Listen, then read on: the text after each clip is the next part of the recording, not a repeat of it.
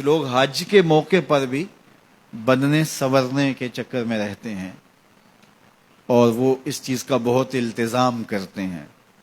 جب حج کے لیے گئے ہیں اور سارے لوگ ایک لباس میں ہیں تو پھر وہاں تو دل سوار کے اس کے حضور پیش کرنا ہے.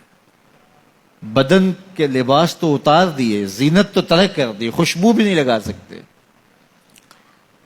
حتیٰ کہ آپ کے بدن سے وہ جو بھی نکل رہی ہے تو وہ بھی نہیں مار سکتے. ایسی حالت کے اندر سفید کپڑا اپنے اوپر لپیٹ کے الفت کی راہوں پہ گامزن ہو گئے اور عقیدت کے سفر پہ روانہ ہو گئے.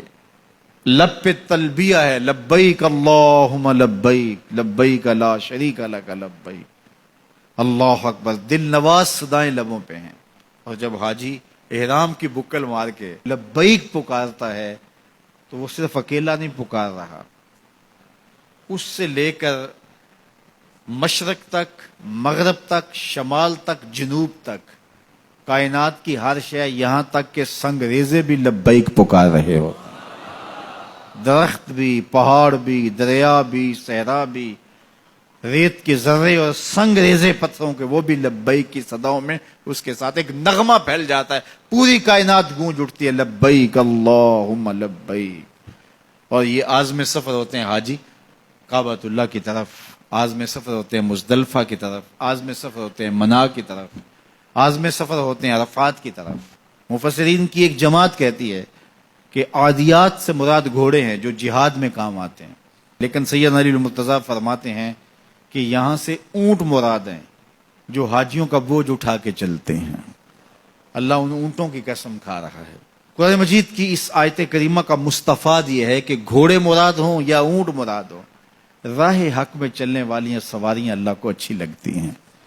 اور وہ دور موجود کی گاڑیاں ہوں، رواحل ہوں، سیارات ہوں، وہ اڑانے بھرتے ہوئے طیارے ہوں، فراٹے بھرتے ہوئے جہاز ہوں.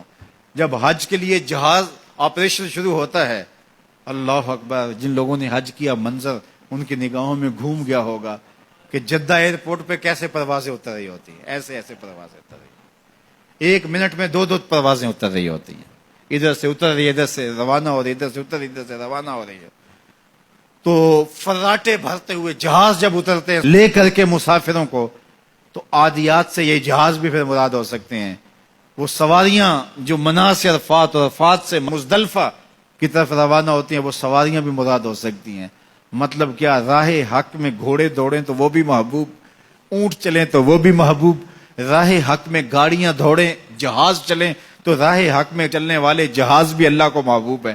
تو کیا میں کہہ نہیں سکتا ہوں کہ جب دشمن یلغار کرتا ہے اور میرے وطن کا F-16 جو ہے وہ اس کے راستے کو روکنے کے لیے جب آگے بڑھتا ہے تو میرے رب کو وہ طیارہ بھی پسند آتا ہے.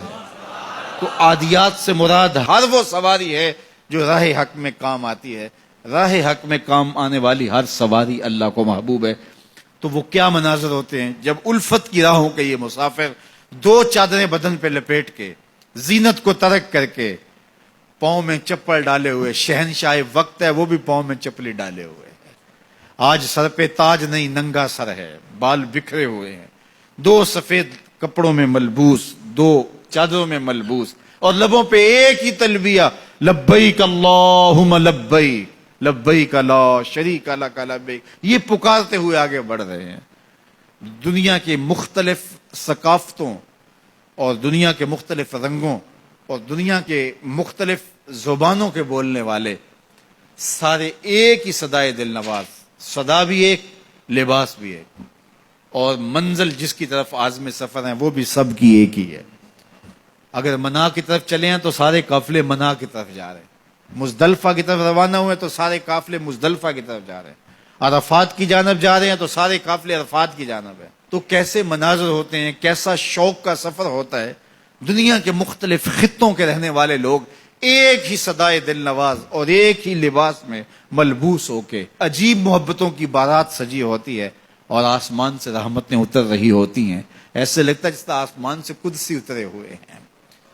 اللہ اکبر. پہاڑوں پہ، میدانوں میں اور گہری کھائیوں کے اندر سفید لباسوں میں ملبوس اللہ کے بندے، کوئی دعا مانگ رہا ہے، کوئی سجدے میں ہے، کوئی رکوع میں ہے، کوئی قیام میں ہے، کوئی لہائے ازاری کر رہا ہے، اس کے حضور التجاؤں میں لگے ہوئے ہیں، اور لبیک اللہم لبیک کی صداؤں کا نغمہ جو ہے وہ سب کے لبوں کے اوپر جاری ہے۔ تو حج ہمیں ایک نظم دیتا ہے۔